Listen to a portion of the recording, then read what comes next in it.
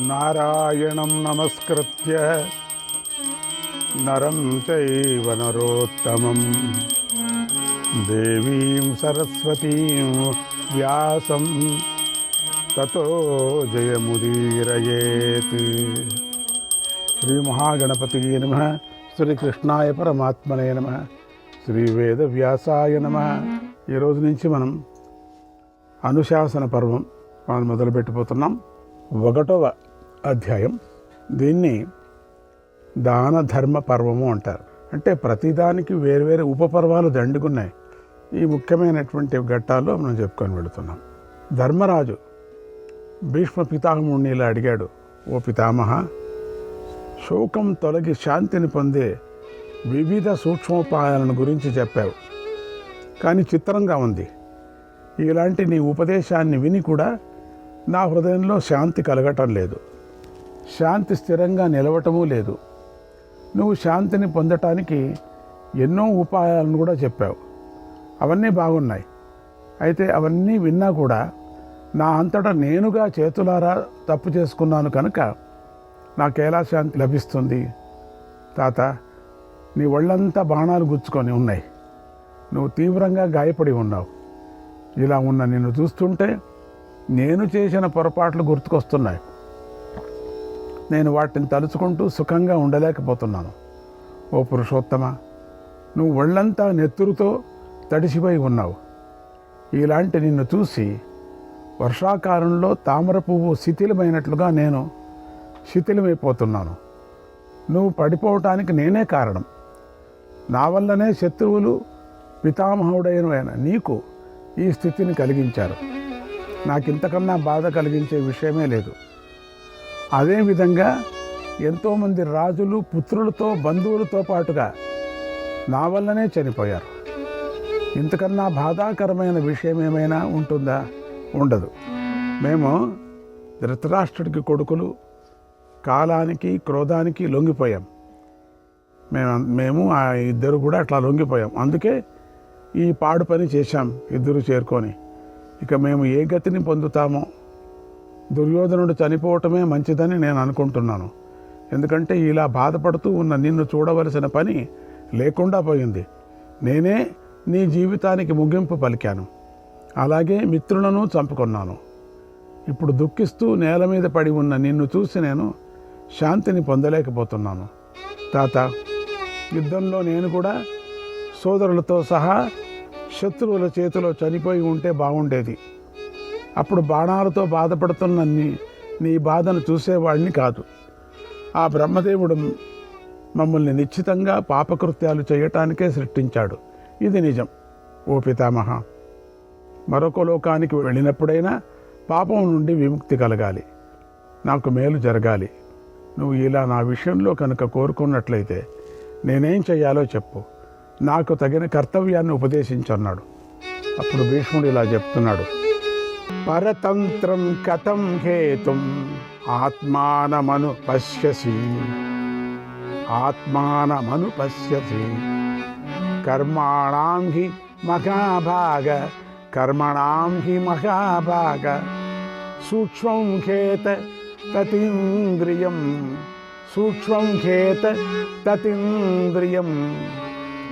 ఓ ధర్మరాజా, నువ్వు అస్వతంత్రుడువు. ఈ ఘోర యుద్ధాన్ని నీ ఇష్ట ప్రకారంగా నువ్వు చేయలేదు. అందుచేత అన్ని కర్మలకు నిన్ను కారణంగా నువ్వు ఎందుకని భావించుకుంటున్నావు? కర్మలకు కారణం పరమ సూక్ష్మమైనది. ఆ విషయం ఇంద్రియాలకు కూడా అందదు. ఈ విషయంలో కూడా మృత్యువు, గౌతమి, కాలుడు, బోయవాడు, సర్పాలకు మధ్య జరిగిన సంవాదం ఉంది. అది ప్రాచీనమైన కథ, దాన్ని అందరూ చెబుతూ ఉంటారు. ఈ కథ కనుక వింటే యుద్ధం పుట్టడానికి కారణం ఎవరో తెలుస్తుంది. ఇదొక అద్భుతమైన కథ. ఈ కథలో చాలా మలుపులు ఉన్నాయి. అందరి ప్రశ్నలు బాగుంటాయి, సమాధానాలు బాగుంటాయి. చివరికి ఎవరు కారణమో తెలుస్తుంది. ఈ కథ ఎంతో ఆసక్తిగా ఉంటుంది. ఓ కౌంతేయ, పూర్వం గౌతమి అనేటువంటి వృద్ధురాలు ఉండేది. ఆమెకు ఒక పుత్రుడు ఉన్నాడు. అతడు బాలుడు. ఆమె తపస్సు చేసుకుంటూ జీవిస్తూ ఉండేది. ఎప్పుడూ శాంతిని కోరుకుంటూ ఉండేది. ఒకనాడు ఆమె కొడుకును ఒక పాము కరిచింది. దానిని ఆమె చూసింది. ఆమె తపస్విని కదా, ఆమెలో ఎలాంటి వికారాలు కలగలేదు, దుఃఖము లేదు, బాధ లేదు, దుఃఖించకుండా నిర్వికారంగా ఉంది. కానీ ఆ అడవిలో వారికి కొంచెం దూరంలో ఒక బోయవాడు ఉన్నాడు. అతని పేరు అర్జునుడు. అర్జునుడు పాము వల్ల బాలుడు మరణించడాన్ని చూశాడు. గబగబా అక్కడికి వచ్చి పారిపోతున్న పామును టక్కును పట్టేసుకున్నాడు. త్రాళ్లతో గట్టిగా కట్టి యోగిని అయిన గౌతమి దగ్గరకు వచ్చి ఇలా అన్నాడు, తల్లి, నేనంతా చూశాను.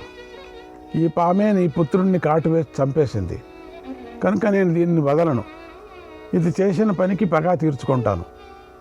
ఇది అకారణంగా బాలుడిని చంపేసింది. చెప్పమ్మా, ఈ పామును ఎలా చంపమంటావు? పాపపు పని చేసిన ఈ దుష్ట సర్పం ఎక్కువ కాలం బ్రతకూడదు. దీన్ని నిప్పులతో పడవేసి కాల్చివేయమంటావా, లేదా కత్తితో ముక్కలు ముక్కలుగా నరికేయమంటావా? చెప్పమ్మా. అకారణంగా బాలుడిని చంపేసిన దీన్ని నేను ఎలాంటి పరిస్థితుల్లో కూడా వదిలిపెట్టను, చంపే తీరుతాను అని ఆవేశపడ్డాడు. ఆ మాటలు విని గౌతమి ఇలా అంది, అర్జున, అర్జున అంటే మన అర్జునుడు కాదు, ఆ బోయవాడు అర్జున. అర్జున, ఆవేశపడకు, దీనిని చంపకు. ఇందులో దీని తప్పు లేదు. ఇది తన పని తాను చేసింది అంతే, కనుక విడిచిపెట్టు. కోహ్యాత్మానం గురుం కుర్యాత్ ప్రాప్తవ్యమవిచింతయన్ ప్రాప్తవ్యమవిచింతయన్. నువ్వు ఇంకా అవివేకంలో, అజ్ఞానంలో ఉన్నావు. జరగవలసిన దాన్ని ఎవరు ఆపలేరు, అది జరిగే తీరుతుంది. ఈ విషయం తెలిసి కూడా పాపభారాన్ని తన మీద ఎవడైనా వేసుకుంటాడా? వేసుకోడు. జ్ఞానం ఉన్నవాడెవడు పామును చంపడు కదా, కనుక పామును చంపకు, విడిచిపెట్టు. ప్లవంతే ధర్మలఘవ లోకేంభసి యథాప్లవాగ లోకేంభసి యథాప్లవాగ మజ్జంతి పాప గురవగ మజ్జంతి పాప గురవగ శస్త్రం స్కన్న మివోదకే శస్త్రం స్కన్న మివోదకే. లోకంలో ధర్మాన్ని తెలుసుకొని తేలిక పడిన వారు నీటిలోని తెప్పలలాగా తేలుతూ ఉంటారు. పాపంతో బరువెక్కిన వారు నీటిలోకి విసిరివేయబడినటువంటి శస్త్రంలాగా మునిగిపోతూ ఉంటారు. సత్యాన్ని తెలుసుకొని సంతోషంగా ఉన్నవారు హాయిగా జీవిస్తారు. ఎలాంటి కష్టాల్లోనూ దుఃఖాల్లోనూ తగులుకోరు. సత్యాన్ని తెలియని వారే కష్టాలలోనూ దుఃఖాలలోనూ తగులుకుంటారు. మళ్ళీ సంసార కూపంలోకి మునిగి బాధలను అనుభవిస్తారు. ధర్మాన్ని ఆచరించేవారు దుఃఖసాగరాన్ని దాటుతారు. పాపాన్ని ఆచరించేవారు దుఃఖసాగరంలో మునిగిపోతారు. ఓ అర్జున, ఇప్పుడు ఈ పామును చంపినా ప్రయోజనం లేదు. నా పుత్రుడు బ్రతకడు. ఇది బ్రతికి ఉన్నా దీంతో నీకే ప్రమాదం కూడా కలదు కదా, కనుక విడిచిపెట్టు. ఎవరైనా కూడా ప్రాణాలతో ఉన్న జంతువును చంపి అనంతమైన మృత్యులోకానికి వెళతారా? వెళ్ళరు కదా, కనుక నువ్వు కూడా ఆ పని చేయకు అన్నది. కక్ష సాధించుకొని దానికేం తెలుసు కక్ష? ఎదురుగా వచ్చాడు, చంపింది అంతే. ఆ మాటలు విని అర్జునుడు ఇలా బోయవాడ ఇట్లా అన్నాడు, తల్లి, నీకు మంచి గుణాలు తెలుసు, చెడు గుణాలు తెలుసు. నీలాంటి వారు అందరి కష్టాల్లోనూ ఇలాగే దుఃఖిస్తారు. కానీ ఈ ఉపదేశాలన్నీ ఈ చీకు చింత లేకుండా శాంతిగా ఉన్నవారికే నచ్చుతాయి. నాలాంటి వారికి నా కాదు. నేను ప్రత్యక్షంగా బాలుడు చనిపోవటాన్ని చూశాను. నా గుండె కరిగిపోయింది. నేనెంతో బాధపడుతున్నాను. నీ బోధలు నాకు నచ్చటమే లేదు.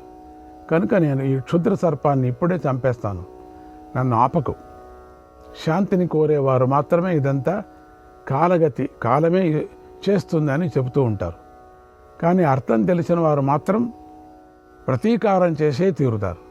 వెంటనే దుఃఖాన్ని విడిచిపెడతారు. నేను తగిన ప్రతీకారం చేసి దుఃఖాన్ని విడిచిపెడతాను. నీకు దుఃఖాన్ని తొలగిస్తాను. ఎందుకంటే మేలు కలగనప్పుడు కొందరు మోహం చెంది నిత్యము దుఃఖిస్తూ ఉంటారు. నువ్వు కూడా ఇప్పుడు మోహం చెంది ఉన్నావు, మనసులో దుఃఖిస్తున్నావు, ఎటూ తెలుసుకోలేకుండా ఉన్నావు. కనుక నేను పామును చంపుతున్నాను అన్నాడు. అప్పుడు గౌతమి కఠిన హృదయుడైనటువంటి బోయవాడితో పరివర్తన రావాలని సంకల్పించి నిశ్చలంగా ఎలాంటి సందేహం లేకుండా ఇలా అంది, నాయన, మన వంటి వారు ఎవరికీ ఏ హాని జరిగినా బాధపడరు. సజ్జనులు ఎప్పుడూ ధర్మాత్మలై ఉంటారు. నా కుమారుడు ఎప్పుడైనా మరణించవలసిన వాడే కనుక నువ్వు పామును చంపడం నాకు ఇష్టం లేదు. విప్రులకు కోపం ఉండదు. ఇక వారి కోపంతో ఎవరైనా ఎలా పీడిస్తారు? పీడించరు కదా. నేను విప్రవంశంలో పుట్టిన దాన్ని కనుక ఎవరిని బాధ పెట్టను. నేను ఎవరైనా బాధపడుతూ ఉంటే సహించలేదు. ఓ అర్జున, కొంచెం మృదువుగా ఆలోచించు.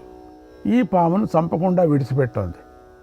అప్పుడు బోయవాడైనటువంటి అర్జునుడు ఇలా అన్నాడు, తల్లి, దీన్ని చంపితే శాశ్వతమైన లాభం కలుగుతుంది, ఇతరులకు హాని కలగదు. బలవంతుల నుండి లాభాన్ని పొందటమే శ్రేష్టం. కాలం నుండి లభించే లాభమే సత్యం. ఈ నీచ ప్రాణికి బ్రతికి ఉంటే మీకు ఏ శ్రేయస్సు లభించదు. నేను బలవంతుణ్ణి, నా నుంచి లాభాన్ని పొందు. దీన్ని కనుక విడిచిపెడితే మాత్రం నీకు ప్రాణహాని కలుగుతుంది అన్నాడు. ఆ మాటలు విని గౌతమి ఇలా అంది, నాయన, శత్రువును బంధించి చంపటం వల్ల ఏం లాభం వస్తుంది? అలాగే శత్రువును చేతికి చిక్కించుకొని విడవకుండా ఉండటం వల్ల ఏ కోరిక తీరుతుంది? ముందు నాకు గల ఒక చిన్న సందేహాన్ని తీర్చు. ఈ పాము చేసినటువంటి అపరాధాన్ని నువ్వు క్షమించటం లేదు కదా, అందుకు కారణం ఏమిటో చెప్పు.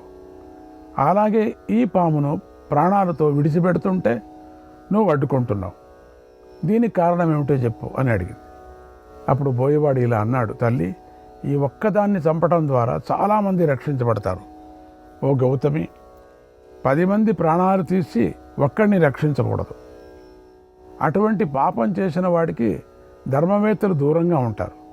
ఈ పాము కనుక బ్రతికి ఉంటే చాలామంది ప్రాణాలు తీస్తుంది. అటువంటి దీనిని నీ కుమారుడి ఒక్కడి కోసం రక్షించకూడదు. ఈ పనిని ధర్మం తెలిసిన వారు ఎవరూ మెచ్చుకోరు. కాబట్టి నువ్వు పాపి అయిన ఈ పామును చంపేయి అన్నాడు. గౌతమి ఇలా అంది, ఓ పోయేవాడా, ఈ పామును చంపినంత మాత్రాన నా పుత్రుడు బ్రతికి వస్తాడా? రాడు కదా. ఈ పామును చంపటం వల్ల ఉపయోగమే ఉంది. కనుక ఓ అర్జున, దీన్ని ప్రాణాలతో విడిచిపెట్టోంది. అప్పుడు బోయవాడమ్మ, ఆనాడు ఇంద్రుడు వృత్రాసురుణ్ణి చంపి గొప్పవాడయ్యాడు. అలాగే ఒకనాడు శివుడు దేవతలను జ్ఞానం కలిగించాలని వారు చేస్తున్న యజ్ఞాన్ని నాశనం చేసి యాగభాగాన్ని పొందాడు. అలాగే నువ్వు కూడా దేవతలను నడిచిన మార్గంలోనే నడువు. వెంటనే పామును చంపేయి, ఇందులో తప్పులేదు, అనుమానించకు.